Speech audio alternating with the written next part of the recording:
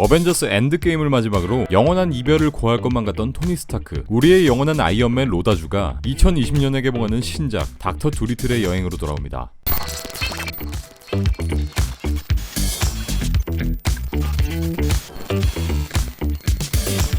이번 작품은 원작 소설을 바탕으로 한 리메이크 작품이며 영화 골드를 연출한 스티브 게건 감독이 메가폰을 잡았고, 지난 2017년 3월 아이언맨의 로다주가 본격적으로 캐스팅되었으며 그와 더불어 라미 말렉, 톰 홀랜드, 랄프 파인즈, 마리온 코티아르, 셀레나 고메즈, 엠마 톰슨, 옥티비아 스펜서, 쿠마일 난지아니, 존 시나, 크레이그 로빈슨, 마이클 슌, 안토니오 반데라스, 프란세스 드라투어 등 내노라하는 쟁쟁한 배우들이 캐스팅되며 로다주가 다시 한번 어벤져스를 모으는 게 아니냐는 설도 등장했습니다. 이 배우들이 어떤 동물로 등장하는지 잠깐 설명드리면, 라미 말렉은 고릴라, 톰 홀랜드는 개, 랄프 파인즈는 호랑이, 마리온 코티아르는 여우, 셀레나 고메즈는 기린, 엠마 톤스는 앵무새, 옥타비아 스펜서는 오리, 쿠마일 난지아니는 타조, 존 시나는 북극곰, 크레이그 로빈슨은 쥐로 출연합니다. 영화에 캐스팅된 배우들이 모두 실제 출연하는 것이 아니라 영화의 스토리와 특성처럼 대부분의 배우들이 실사화된 동물의 더빙과 나레이션에 참여하는 형태입니다. 이번 영화로 로다주는 2014년 영화 더 저지 출연 이후 무려 5년 만에 아이언맨이 아닌 역할을 연기하는 것인데요. 당연히 그간 어벤져스 시리즈를 통해 로다주를 접했던 우리들에겐 살짝 어색하게 느껴지네요. 좀 있으면 슈트 입고 그럴 것 같아. 또한 얼마 전까지 이 로다주와 정말 애정과 사랑의 관계였던 우리의 스파이더맨 배우 톰 홀랜드와는 이번이 5번째 만남이기도 한데요. 2016년 11월을 시작으로 스파이더맨 홈커밍, 인피니티 워, 엔드게임에서 총 4번 만났고, 이번 작품을 통해 로다주와 톰 홀랜드가 다시 만납니다. 실제로도 아주 좋은 관계를 지니고 있는 둘인데 훈훈하네요. 이번 영화 닥터 두리틀의 여행은 1920년 출간된 영국 작가인 휴 존 로프팅의 동명 아동소설을 바탕으로 동물과 대화할 수 있는 특별한 능력을 가진 박사 두리틀이 아내와 사별한 지 7년이 지난 시점에서 심각한 병을 앓고 있는 빅토리아 여왕의 치료법을 찾기 위해 미지의 섬으로 여행을 떠나는 이야기를 그리고 있습니다. 실제 이 영화 스토리는 원작 소설의 첫 번째 이야기가 아닌 두 번째 이야기인 두리틀 선생의 바다 여행을 택했는데요. 예고편을 보면 두리틀은 이미 동물들의 언어를 마스터한 신비한 인물로 등장하기도 하는데, Hello, Betty. Hello, lunch.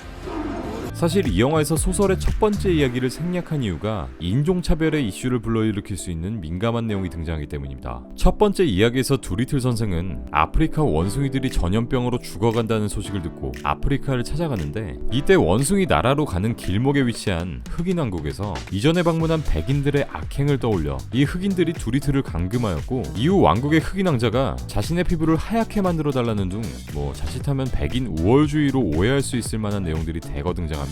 이렇게 너무 뚜렷한 인종차별 논란 소지 때문에 이 첫 번째 이야기는 생략된 것으로 보입니다. 이번 작품은 대자본을 손에 쥔 제작사 유니버셜 픽처스답게 제작비에만 무려 1억 7,500만 달러, 한국 돈으로 약 2,073억에 이르는 수준의 막대한 제작비를 투자했고, 그로 인해 막강한 캐스팅 라인업과 시각 효과, CG 등을 통해 대규모의 블록버스터가 탄생하게 되었습니다. 사실 이 작품 어디선가 한 번쯤 들어본 것도 같은데 라고 생각하신 분들이 계실 텐데요. 1967년 뮤지컬 영화로 제작되어 아카데미 작품상 후보에도 오른 적이 있었고, 더불어 주제가상, 시각효과상을 수상한 경력도 있습니다. 뿐만 아니라 우리에게 잘 알려진 영화배우 에디 머피를 주연으로 1998년과 2001년에 두 편의 시리즈 영화가 만들어진 적도 있었고요. 이때 좀 난데없이 우리 국진이 형이 에디 머피 목소리를 더빙한 적도 있습니다. 이때 개봉했던 이 작품의 평가는 그리 좋지 않았지만 제작비 7천만 달러의 4배가 넘는 흥행 성적을 이뤘고, 속편에서는 본전을 치는 수준의 흥행을 기록하기도 했습니다. 이후에는 두리틀의 딸인 마야 두리틀을 주인공으로 2009년까지 5편의 저예산 영화로 제작되기도 했고요. 여담으로 영화에 등장하는 동물들은 모두 미국 캘리포니아에 위치한 전설적인 동물 트레이너인 랄프 헬퍼에 의해 제공되었으며, 유니버셜 픽처스는 닥터 두리틀의 여행이라는 제목을 그냥 두리틀로 변경했다고 합니다.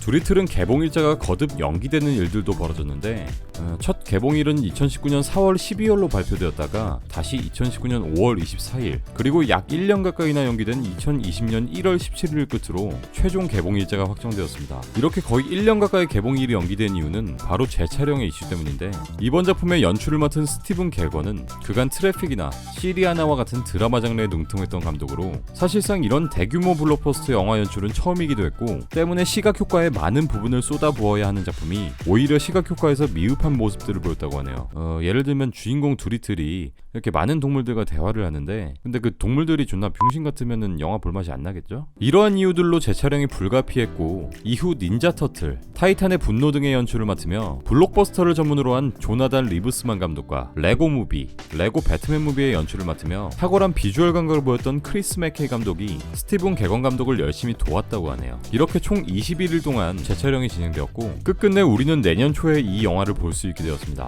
원작 소설의 인기만큼이나 아주 빵빵한 제작사 아이언맨이 아닌 두리틀로 우리 곁에 돌아오는 로다주의 연기 그리고 말도 안 되는 캐스팅 라인업으로 풍성한 볼거리를 자랑할 영화 닥터 두리틀의 여행 2020년 1월에 만나보시죠.